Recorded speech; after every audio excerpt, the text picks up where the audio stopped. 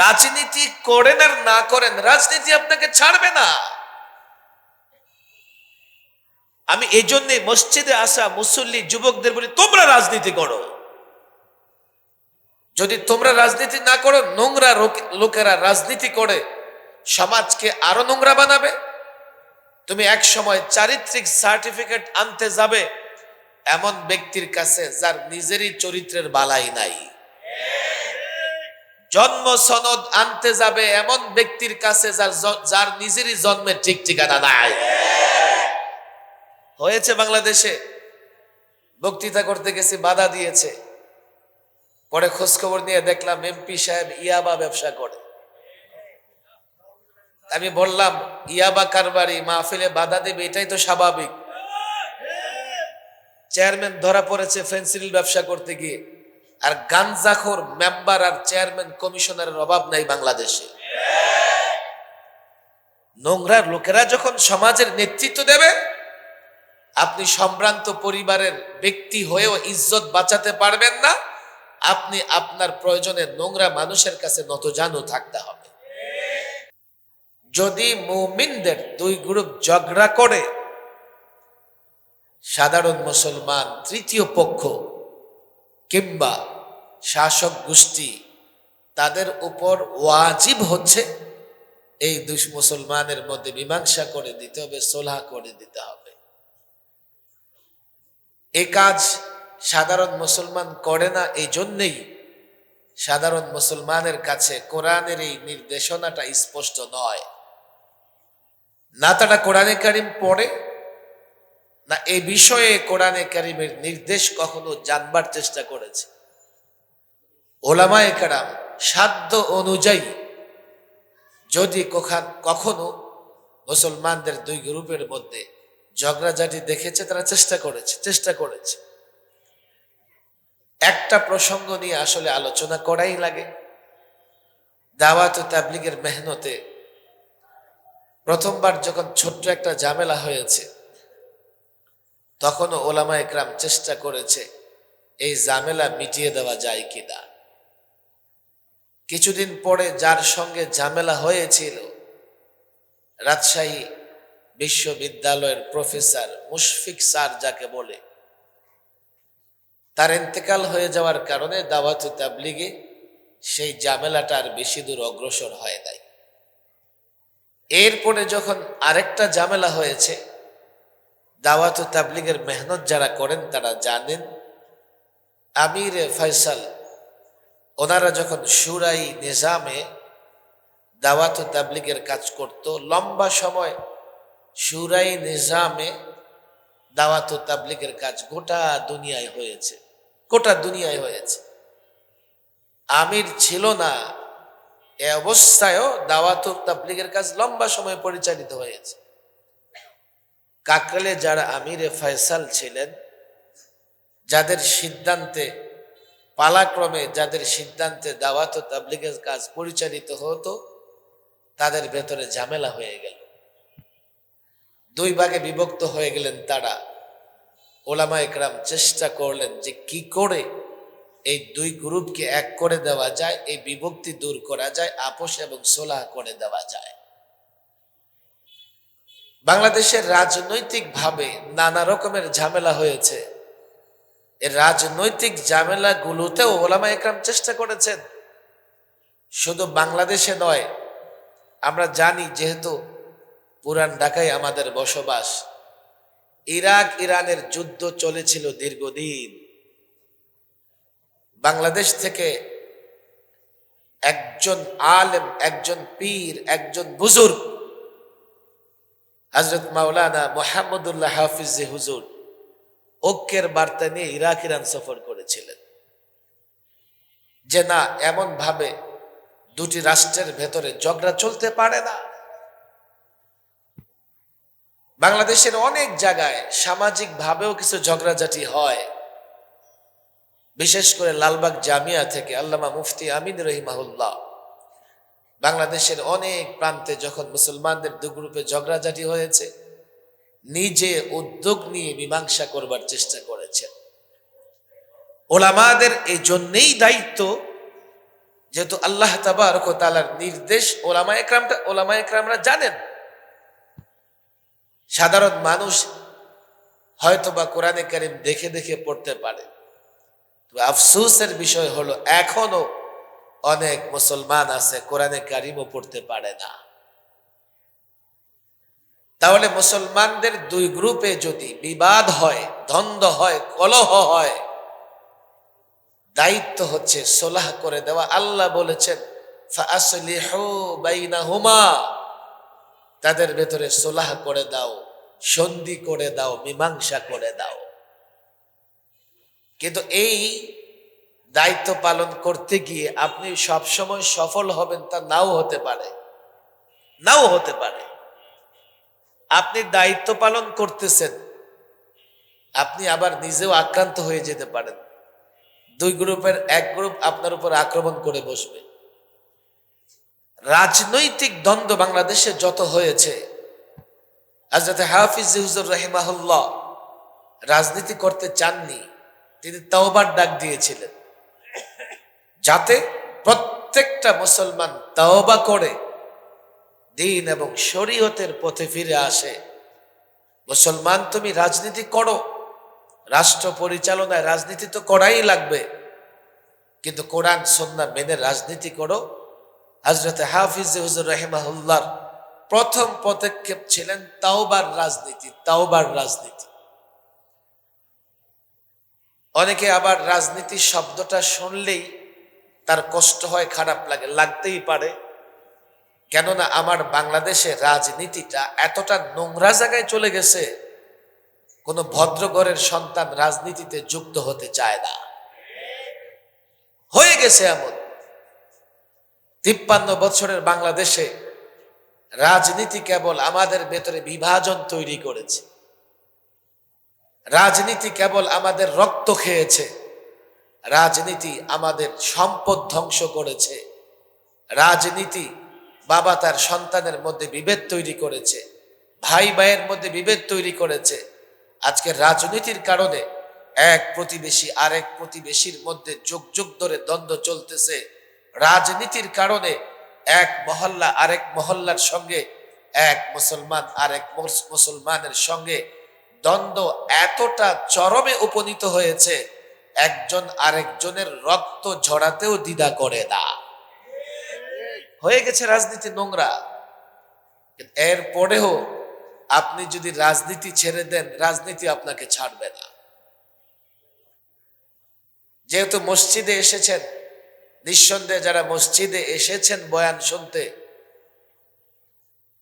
যারা মসজিদে এসে নামাজ আদায় করেন, তারা সমাজের উৎকৃষ্ট তবকা, উৎকৃষ্ট স্তর। নিকৃষ্ট মানুষেরা মসজিদে আসতে পারে না। বলবেন হুজুর অমুকে তো নামাজও পড়ে, এই ঝামেলাও করে। আচ্ছা, সে কামাইও করে, খরচও করে, ধরে নাও। আর তুমি নামাজও পড়ো না, কিন্তু গুনাহ করতে থাকো। রাজনীতি নোংরা জায়গায় চলে গেছে, ঠিক আছে, এরপরেও আপনি রাজনীতি থেকে মুক্ত নন। আপনি রাজনীতি করেন আর না করেন, রাজনীতি আপনাকে ছাড়বে না। বলবেন হুজুর কি করে? সময় বেশি নেই, একটু পরে এশার আজান হয়ে যাবে। বাংলাদেশের রাজনীতিবিদরা যত আইন করে, আমি পীর হই, দরবেশ হই, রাজনীতি করি আর না করি, তাদের আইন কিন্তু অমান্য করতে পারি না। রাজনীতিবিদ বিদ্যুতের বিল বাড়িয়ে দিলে, ট্যাক্স বাড়িয়ে দিলে আমাকে বাড়তিটা দেওয়া লাগে। রাজনীতিবিদ পেট্রোল, অকটেন, গ্যাসের দাম বৃদ্ধি করলে বাড়তিটা আমাকে দেওয়া লাগে। রাজনীতিবিদ ট্রাফিক কোনো ল বানালে সেটা আমাকে মানা লাগে। রাজনীতিবিদ জমি রেজিস্ট্রি থেকে শুরু করে ক্রয় বিক্রয়, যেখানেই যে আইন করবেন সব মানা লাগে। এমনকি রাজনীতিবিদেরা যদি কোরআন সুন্নাহর বিরোধীও কোনো আইন করে ফেলে, আপনি অমান্য করলে আপনাকে হাত করা লাগিয়ে জেলের ভেতরে ঢুকিয়ে দেবে। একটা আইন নিয়ে গত 16 বছর আমি বারবার দংশিত হয়েছি। কি 18 বছরের কমে বিয়ে দেওয়া যাবে না নারীকে, আর পুরুষ বিয়ে করতে পারবে না 21 বছরের কমে। ফলে কি হয়েছে? বাংলাদেশে জিনা, ব্যভিচার, অবৈধ মেলামেশার দিকটা বেড়ে গিয়েছে। আমি সুফি হই, আলেম হই, পীর হই, দরবেশ হই, আমি এ আইন অমান্য করব। অনেক জায়গায় এমন হয়েছে, মেয়েকে বিয়ে দিয়ে বাবা জেলে গেছে। কেন? মেয়ের বয়স 18 পুরা হয় নাই। রাজনীতি করেন আর না করেন, রাজনীতি আপনাকে ছাড়বে না। আমি এই জন্যে মসজিদে আসা মুসল্লি যুবকদের বলি, তোমরা রাজনীতি করো। যদি তোমরা রাজনীতি না করো, নোংরা লোকেরা রাজনীতি করে সমাজকে আরো নোংরা বানাবে। তুমি এক সময় চারিত্রিক সার্টিফিকেট আনতে যাবে এমন ব্যক্তির কাছে যার নিজেরই চরিত্রের বালাই নাই। জন্ম সনদ আনতে যাবে এমন ব্যক্তির কাছে যার নিজেরই জন্মের ঠিক ঠিকানা নাই। হয়েছে বাংলাদেশে, বক্তৃতা করতে গেছি, বাধা দিয়েছে। পরে খোঁজ খবর নিয়ে দেখলাম এমপি সাহেব ইয়াবা ব্যবসা করে। আমি বললাম, ইয়াবা কারবারি মাহফিলে বাধা দেবে, এটাই তো স্বাভাবিক। চেয়ারম্যান ধরা পড়েছে ফেন্সিডিল ব্যবসা করতে গিয়ে। আর গাঞ্জাখোর মেম্বার আর চেয়ারম্যান কমিশনারের অভাব নাই বাংলাদেশে। নোংরা লোকেরা যখন সমাজের নেতৃত্ব দেবে, আপনি সম্ভ্রান্ত পরিবারের ব্যক্তি হয়েও ইজ্জত বাঁচাতে পারবেন না। আপনি আপনার প্রয়োজনে নোংরা মানুষের কাছে নতজানু থাকতে হবে। আজকে আমার প্রসঙ্গ এটা না, আমি এই প্রসঙ্গ নিয়ে আজকে কথা বলবো না। তবে রাজনীতি, নোংরা জায়গা থেকে রাজনীতিকে বের করে নিয়ে আসতে হযরত হাফিজ হুজুর রাহিমাহুল্লাহ চেষ্টা করেছিলেন, তওবার ডাক দিয়েছিলেন। তওবা করো, তওবা করো, তওবা করে কোরআন সুন্নাহর রাজনীতিতে আসো। এর মানে কোরআন সুন্নাহ দিয়ে রাষ্ট্র পরিচালনা করো। অবাক করা বিষয় হচ্ছে, দেখেন, সময় কম, অনেক লম্বা কথা বলা লাগে। বাংলাদেশে প্রায় আমরা নানান তন্ত্র মন্ত্র কথা শুনি। আপনারা নবাবগঞ্জ বড় মসজিদের মুসল্লি এলাকাবাসী, নিঃসন্দেহে আপনাদের মনটাও বড় হবে। আমি বিশ্বাস করি আপনারাও আমার কথা বুঝতে সমর্থ হবেন। নানান তন্ত্র মন্ত্রের কথা আমরা বলতে শুনি, এবং বাংলাদেশ একটা মন্ত্র, একটা তন্ত্র দিয়ে চলতেছে, সেটা হলো ডেমোক্রেসি বা গণতন্ত্র। এই যে গণতন্ত্র দিয়ে বাংলাদেশ পরিচালিত হচ্ছে, আমার অবাক করার বিষয় হলো, এই গণতন্ত্র দিয়ে রাষ্ট্র পরিচালনার ক্ষেত্রে বাংলাদেশের রাজনৈতিক দলগুলো দুই ভাগে বিভক্ত। এক ভাগ গণতন্ত্রের মাধ্যমে রাষ্ট্র পরিচালনা করে গণতান্ত্রিক চিন্তা চেতনাকে জাতির ভেতরে বলবৎ করতে চায়।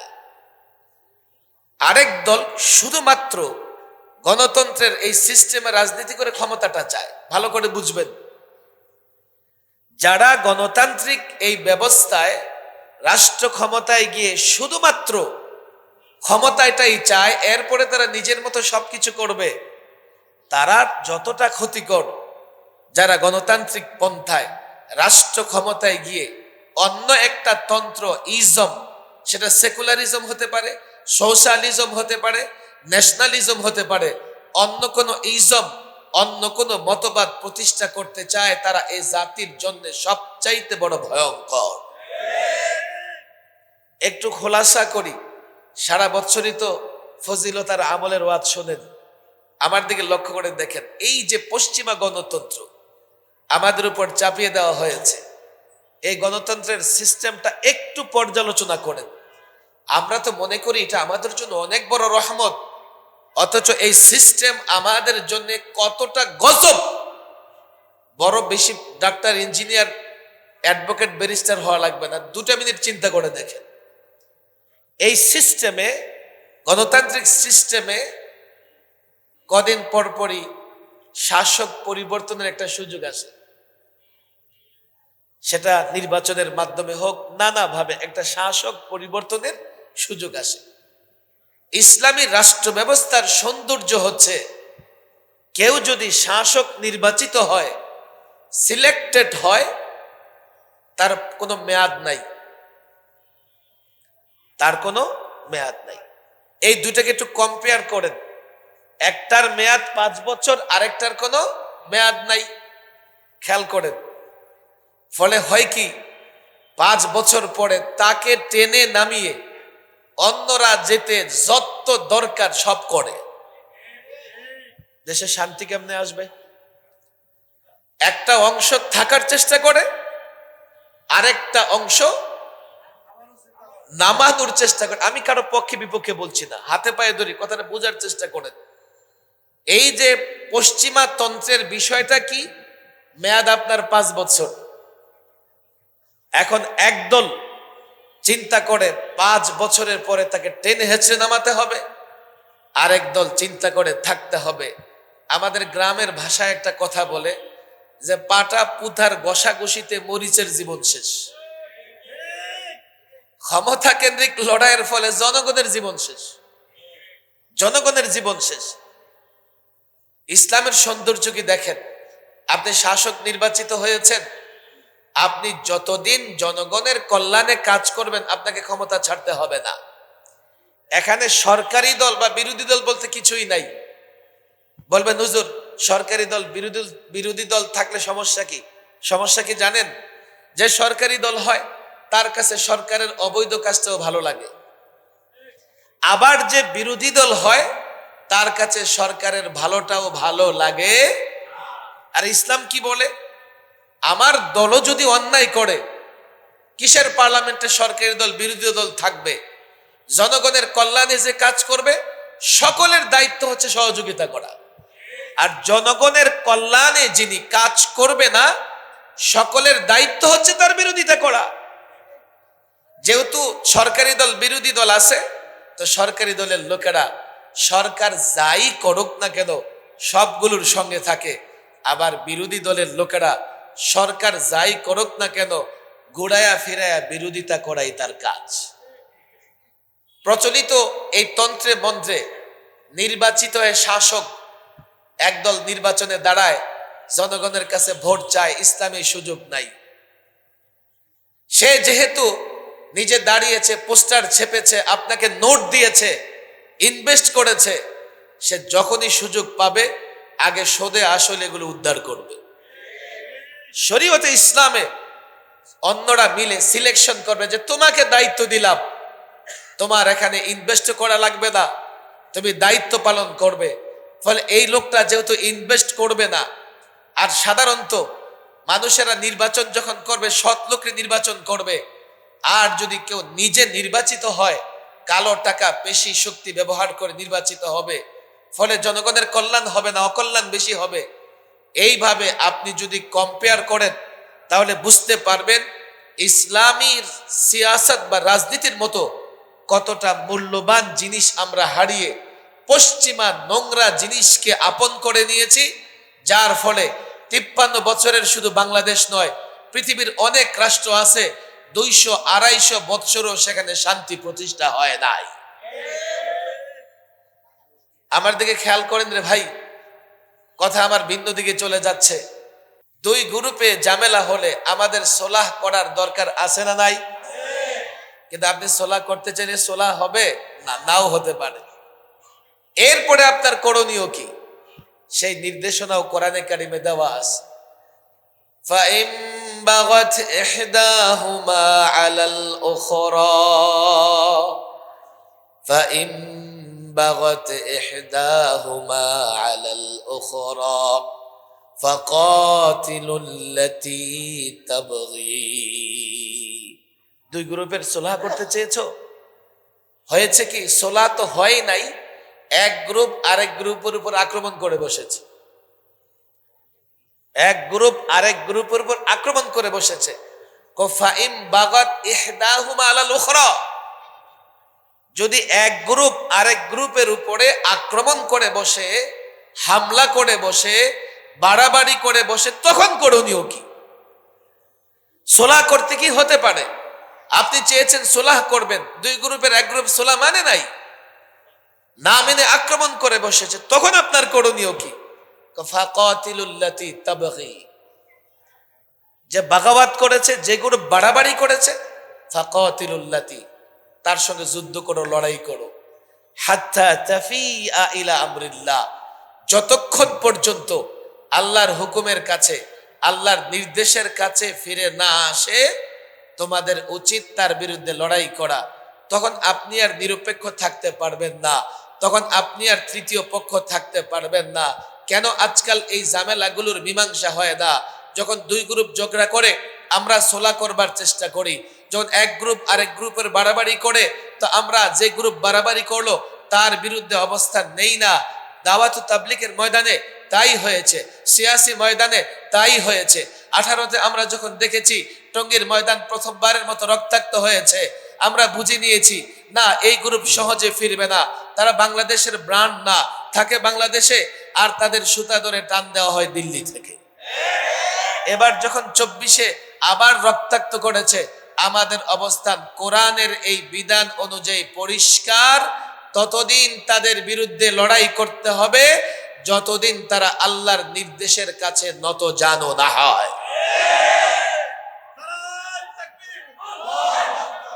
আমার কথাগুলো একটু খেয়াল করেন, দেখেন অপরাধের ধরন আছে।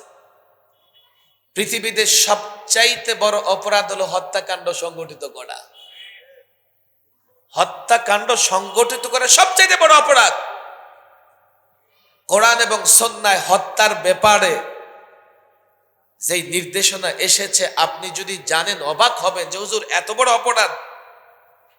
কোরআনুল কারীমের এক আয়াতে এসেছে, ওয়ামান ইয়াকতুল মুমিনান মুতাআম্মিদান ফাজাযাউহু জাহান্নাম ওয়ামান ইয়াকতুল মুমিনান মুতাআম্মিদান ফাজাযাউহু জাহান্নাম খালিদান ফিহা। কেউ যদি ইচ্ছাকৃত কোন মুমিনকে হত্যা করে, 4টা ভয়াবহ শাস্তি। 1, জাযাউহু জাহান্নাম, তার ঠিকানা হবে জাহান্নাম। খালিদান ফিহা, সর্বদা থাকবে, 1 নম্বর শাস্তি। 2, গদিবাল্লাহু আলাই, আল্লাহ তাবারক ওয়া তাআলা তার উপর অসন্তুষ্ট হবেন। কোন মুসলমান চায় যে আল্লাহ তার উপর অসন্তুষ্ট হোক? কেউ যদি কোন মুমিনকে ইচ্ছাকৃত হত্যা করে, আল্লাহ তার উপর অসন্তুষ্ট হবেন। 3, ওয়ালাআনাহু, আল্লাহ তার উপর লানত করবেন। আল্লাহ লানত করবেন 4টিখানি কথা। 4, ওয়াআদ্দা লাহু আযাবান আযীমা, আল্লাহ তাবারক ওয়া তাআলা তার জন্য ভয়াবহ শাস্তি প্রস্তুত করে রেখেছেন। তাহলে একজন মুমিনকে ইচ্ছাকৃত হত্যা করলে এই 4টা বড় ধরনের শাস্তি হলে কত ভয়াবহ বড় ধরনের অপরাধ এটা। কোরআনুল কারীমে কাবিল এবং হাবিলের হত্যাকাণ্ডের ঘটনা এসেছে। কাবিল জুলমান অন্যায়ভাবে হাবিলকে হত্যা করে ফেলেছে। কোরআনুল কারীমের এক সূরা 1 রুকুতে আল্লাহ তাবারক ওয়া তাআলা আলোচনা করবার পরে আল্লাহ একটা বিধান লিখে দিয়েছেন। কাতাবনা আলা বানি ইসরাঈল মান ক্বাতালা নাফসান বিগাইরি নাফস আও ফাসাদিন ফিল আরদ ফাকান্নামা ক্বাতালান নাস জামিআ। কি বিধান লিখে দিয়েছেন?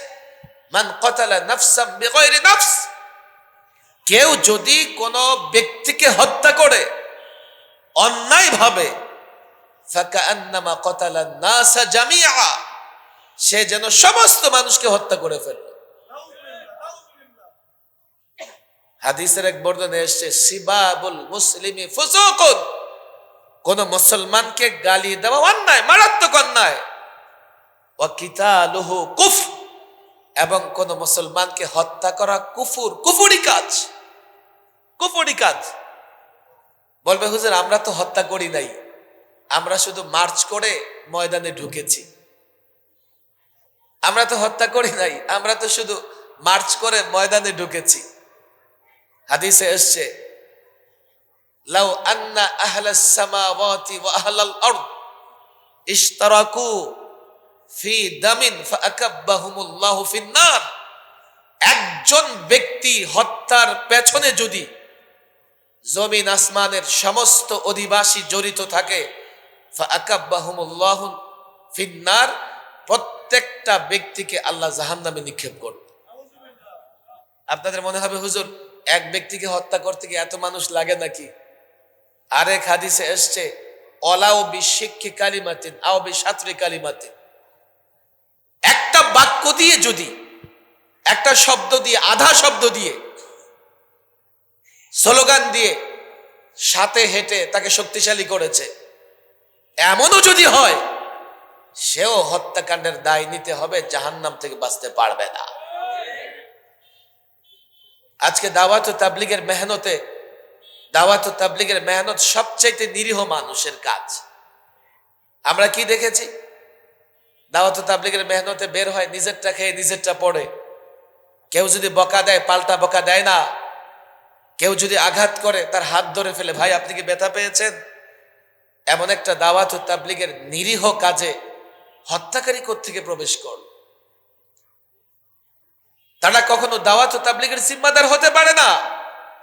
তারা মূলত দাওয়াত ও তাবলীগের নামে দাওয়াত ও তাবলীগের কাজকে নষ্ট করতে চায়। এই জন্য আমি সাধারণ দাওয়াত ও তাবলীগের সাথীদের বলি, ভাইরে এতদিন আপনারা বুঝেন নাই, হত্যাকারীদের সঙ্গ নিয়েছেন, আপনাদের কাছে কোরআনের নির্দেশনা তুলে ধরলাম, যদি এখনো হত্যাকারীদের সঙ্গ দেন আপনাকেও হত্যার দায় নিতে হবে, দুনিয়াতেও নিতে হবে, আখিরাতেও নিতে হবে। আর আপনি যদি বুঝে থাকেন তাহলে ওলামাদের কাছে এসে তওবা করে ফিরে আসেন।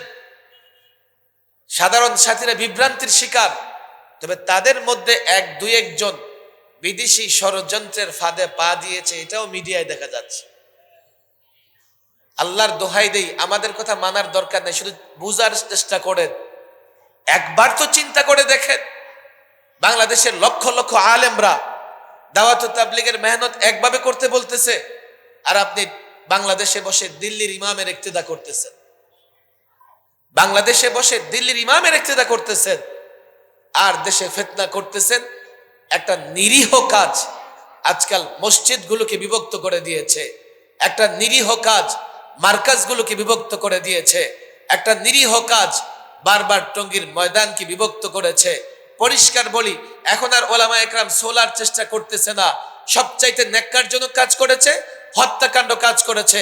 এখন ওলামাদের অবস্থান স্পষ্ট, আপনাদের অবস্থানও স্পষ্ট হওয়া চাই।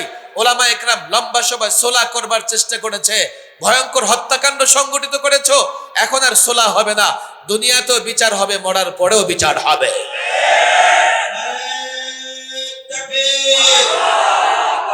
ইসলামের শত্রুরা, ইসলামের শত্রুরা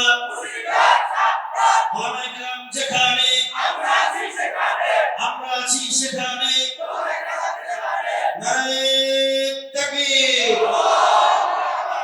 কোরআন সেই নির্দেশনাও দিয়ে দিয়েছে, ফাইন ফাআত, ফাইন ফাআত, এখন যদি তারা রুজু করে, এখন যদি তারা ফিরে আসে, আমরা বাড়াবাড়ি করব না, ফাসলিহু বাইনাহুম, আমরা আবার সোলা করে দেব বিল আদল। এখনো যদি তারা ফিরে আসে, আমরা প্রতিশোধ পরায়ণ বা হিংসা পরায়ণ নই।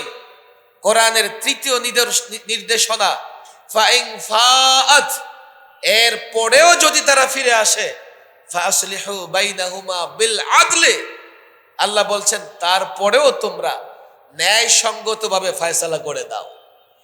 ওয়া আকসিতু, ওয়া আকসিতু, ন্যায়সঙ্গতভাবে এবং ন্যায় ইনসাফের ভিত্তিতে তাদের ভেতরে সোলাহ করে দাও। কেন? ইন্নাল্লাহা ইউহিব্বুল মুকসিতিন, যে ন্যায় এবং ইনসাফ করে তাকে আল্লাহ পছন্দ করেন। কথা ঠিক না বেঠিক?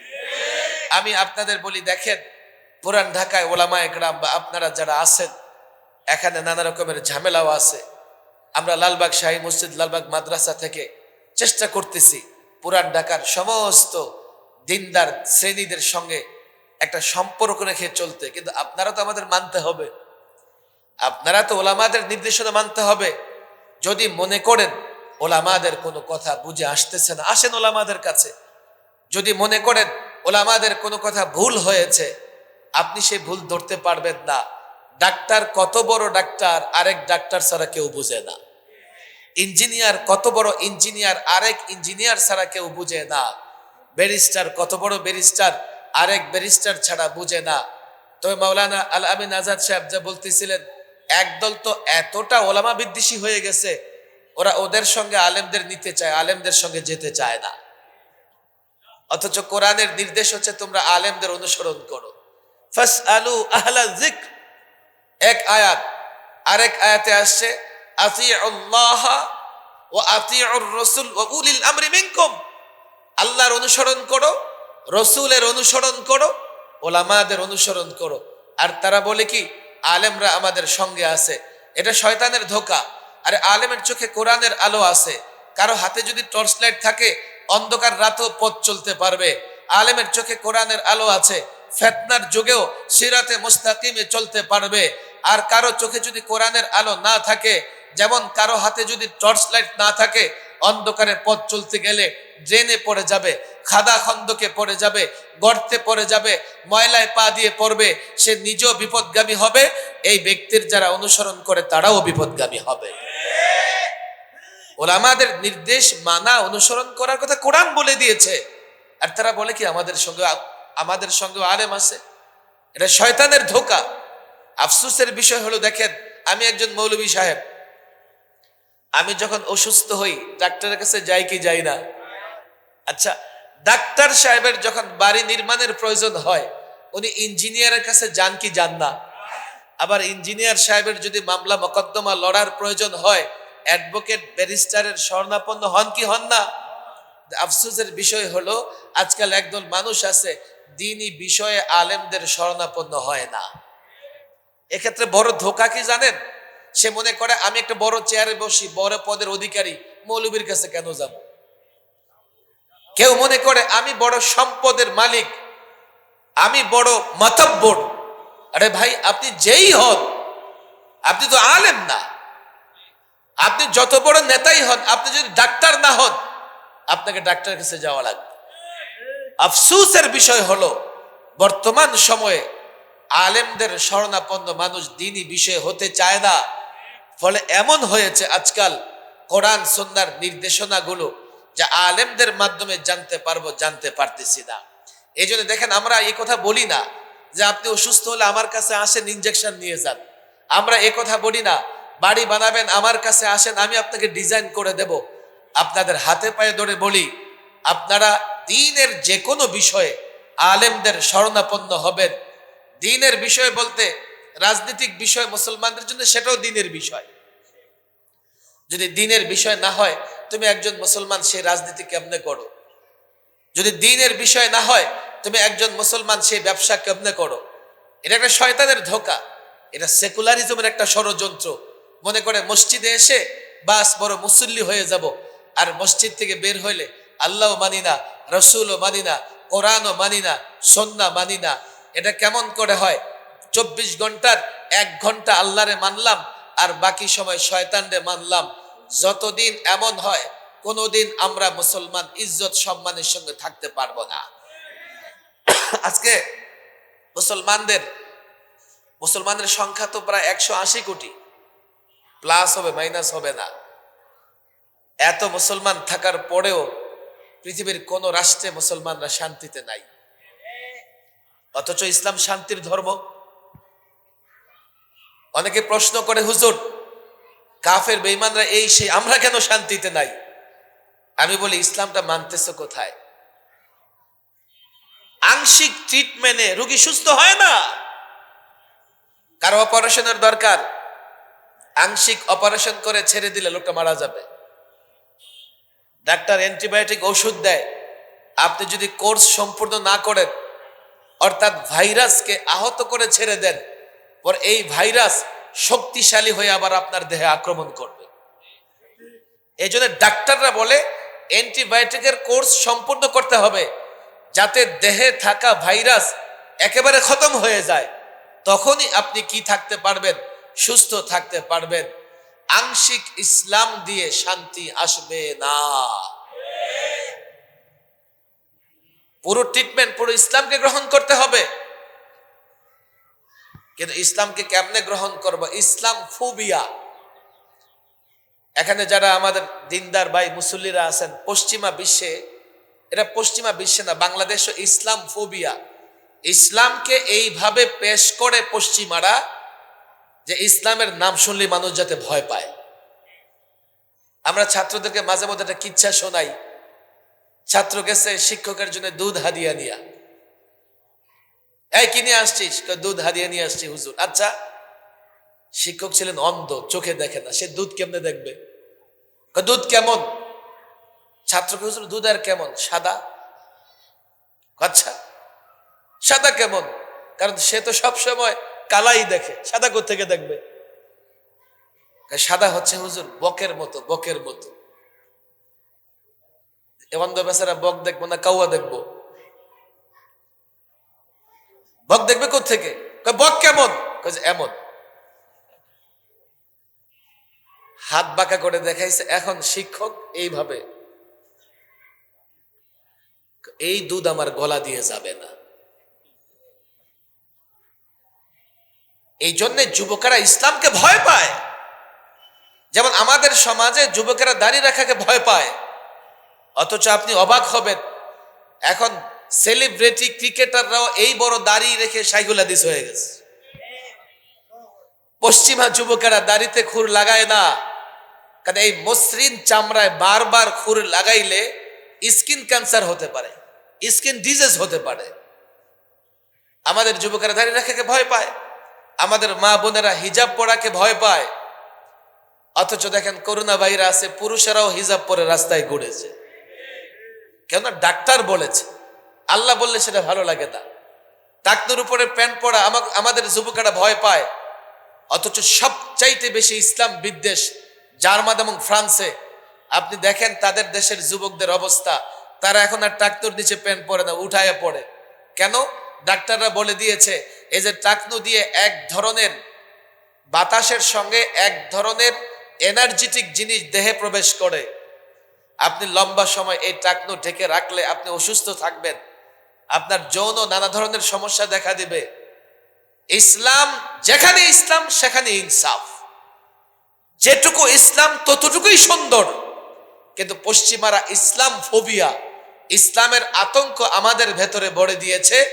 আর তাদের কিছু এজেন্ট বাংলাদেশে বসে, গত 16 বছরে আমরা দেখেছি, হঠাৎ একদিন পত্রিকায় বিজ্ঞাপন দেখলাম, কি কয় যে সুবহানাল্লাহ বলবে এটা জঙ্গিবাদের আলামত, জাযাকুমুল্লাহ বলবে জঙ্গিবাদের আলামত, মসজিদে গিয়ে নামাজ পড়বে যুবক, বেশি বেশি ইসলামিক বই পড়বে, জঙ্গিবাদের আলামত।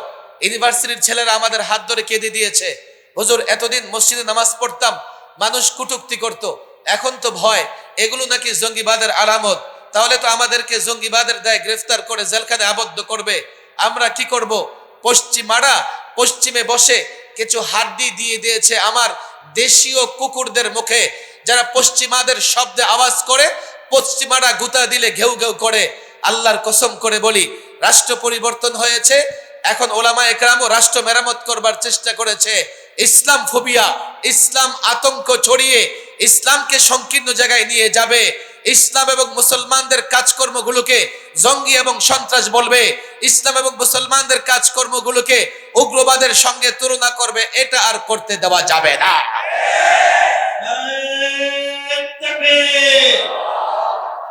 পশ্চিমাদের দালালেরা হুঁশিয়ার সাবধান।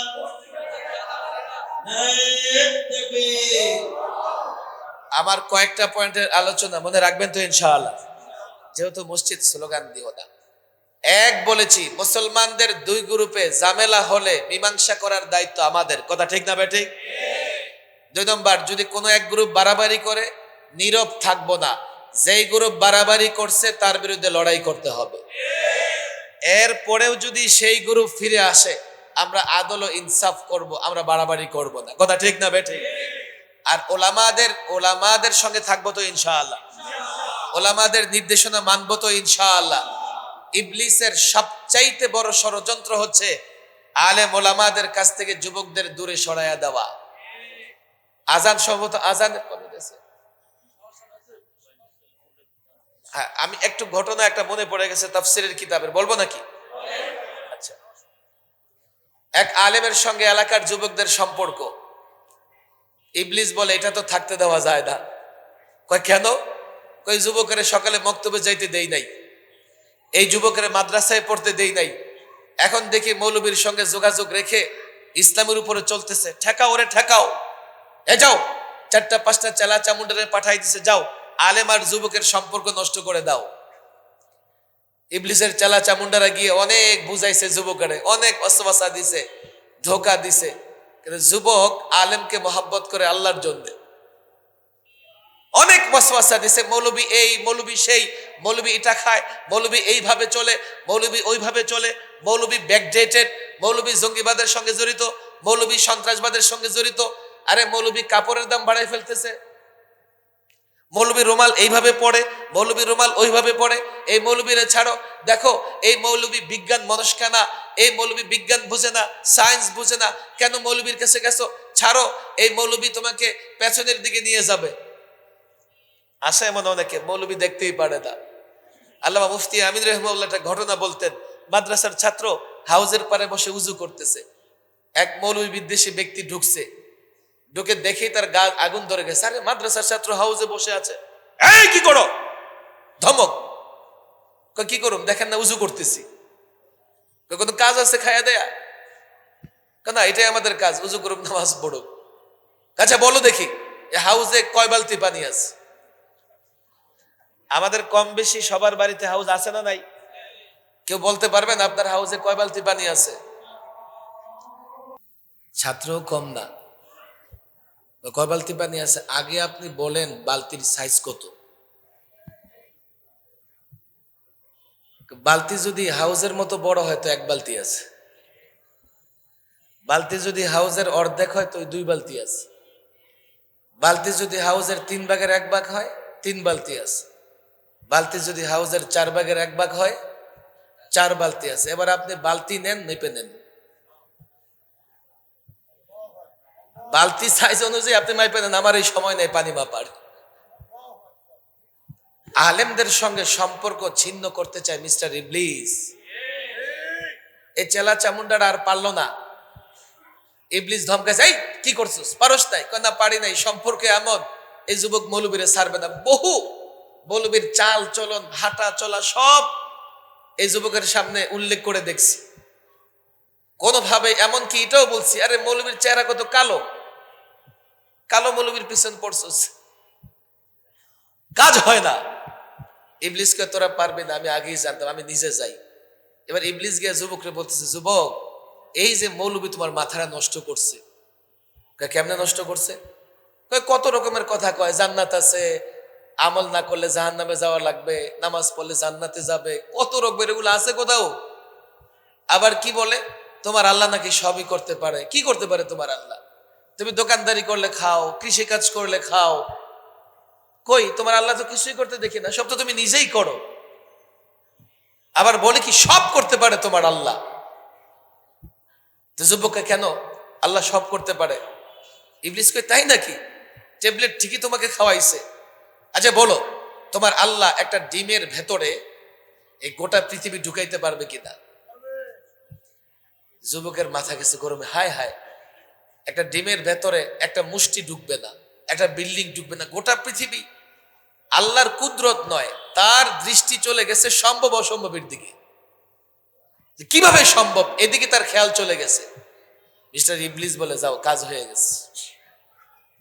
আল্লাহর কুদরত সম্পর্কে তোমার ভেতরে সন্দেহ তৈরি হয়েছে, যাও, শেষ।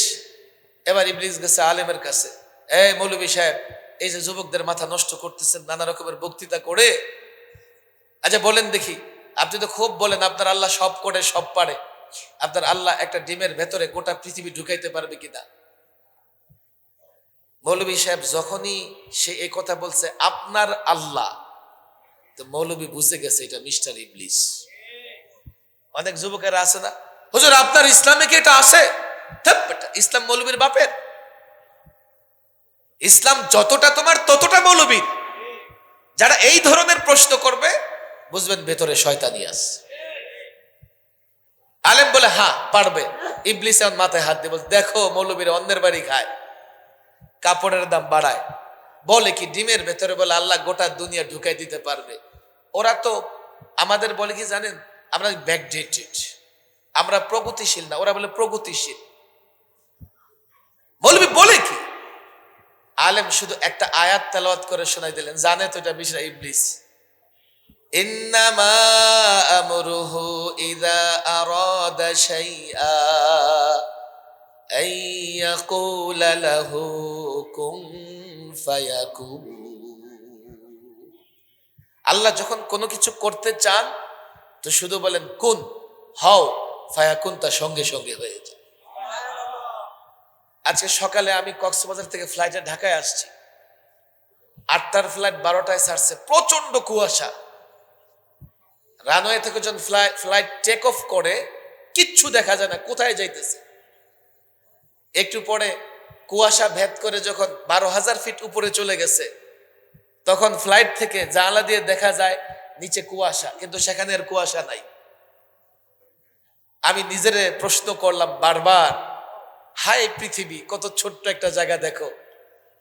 আল্লাহ মেঘমালা কতটুকু থাকবে জায়গা ঠিক করে দিছে, যে এতটুকু মেঘমালা থাকবে, আর উপরে যাইতে পারবা না। কুয়াশা কতটা দূর পর্যন্ত থাকবে এটা আল্লাহ ঠিক করে দিয়েছে। কুয়াশা পর্যন্ত আল্লাহর নির্দেশ অমান্য করতে পারে না। না হলে এই কুয়াশাগুলো এই 10,000 ফিট পর্যন্ত থেমে গেল কেন, আর উপরে কেন যায় না? কুয়াশা পর্যন্ত আল্লাহর নির্দেশ অমান্য করতে পারে না। সেই আল্লাহ সব পারেন, আমাদের বুঝে আসলেও পারেন, না আসলেও পারেন। মূল কথা হচ্ছে ওলামাদের সঙ্গে সম্পর্ক ছিন্ন করা যাবে না, এটা ইবলিসের ষড়যন্ত্র। আর ওলামা তৈরি হয় মাদ্রাসা থেকে, কথা ঠিক না বেঠিক? না ক্লাব থেকে তৈরি হয়? ওলামা তৈরি হয় কোত্থেকে? এই জন্য মাদ্রাসাগুলোর সাথে মহাব্বত রাখবেন। আমাদের ত্রুটি আছে, যদি ব্যক্তিগতভাবে মনে করেন সাকত সাহেব উনি সঠিক না, আমাকে ছেড়ে দেন, কোনো সমস্যা নাই। কিন্তু জামাতে ওলামা, ওলামা থেকে বিচ্ছিন্ন হবেন না। যেমন এক ডাক্তার ভুল করলে আমরা কিন্তু এরপর দিন থেকে অসুস্থ হলে ইঞ্জিনিয়ারের কাছে যাই না, খোঁজ খবর নিয়ে আরেক ডাক্তারের কাছে যাই। কোন আলেম ভুল করতেই পারে, আলেম মাসুম না, কিন্তু আলেমের ভুলটা আপনি দেখবেন না। আলেম ভুলও করতে পারে, তওবা কেমনে করে সেটাও জানে। তারপরেও এক আলেমকে ছেড়ে দরকার অন্য আলেমের কাছে যান। ওলামাদের বিরোধিতা করলে হকের উপরে থাকতে পারবেন না। ওলামাদের বিরোধিতা না করে জামাতে ওলামা কোনোদিন হক থেকে বিচ্যুত হবে না। কিয়ামত পর্যন্ত নায়েবে নবী ওয়ারাসাতুল আম্বিয়া হিসেবে এই ওলামায়ে কেরামি দ্বীনের দাওয়াত, তাবলীগ, জিহাদ, সিয়াসত সমস্ত কাজ পরিচালনা করবে। আমরা ওলামাদের সহযোগী হব তো ইনশাআল্লাহ। আল্লাহ তাবারক ওয়া তাআলা তৌফিক দান করুন। ওয়া মা তৌফিকি ইল্লা বিল্লাহ ওয়া মা আলাইনা ইল্লাল